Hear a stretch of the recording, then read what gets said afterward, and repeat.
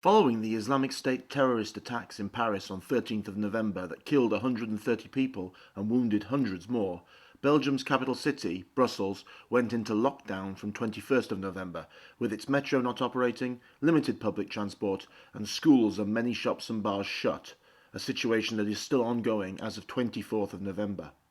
The police and military are maintaining a heavy street presence. EU reporter went to find out how locals and tourists are reacting. Paul van der Pas, 3 days now of lockdown in Brussels. The security terror alert has been raised to its highest level, which I believe is level 4. You were shut over the weekend. How are you coping with the terror alert?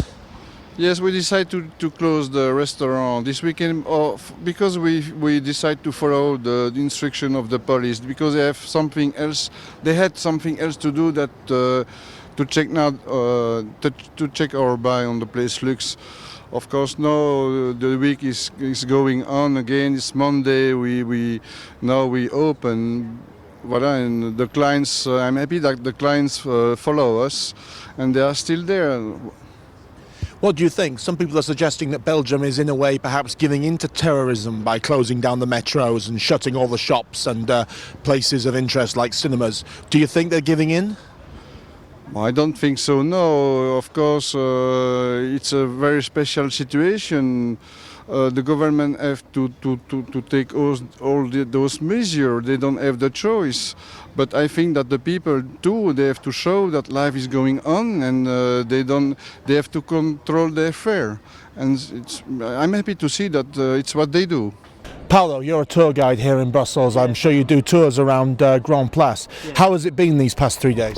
Well, of course there is less people than usual, but I hope that it will get better, the situation in the following days.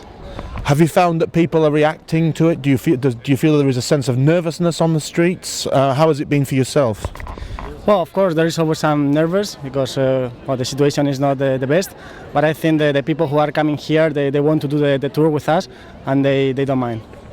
Do you agree with the Belgian government, or rather the municipalities, turning off, sort of stopping the metro, closing all the places of interest, closing the cinemas? Do you think that was the right thing to do?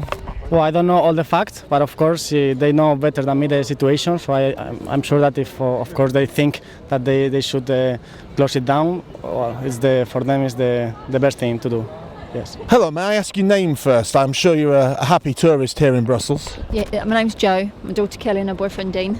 Good to see you all. You're here during the time when I'm sure you're aware there is a Brussels lockdown taking place. The country is on the highest terror alert. The municipalities, the regional government has decided to stop the metro.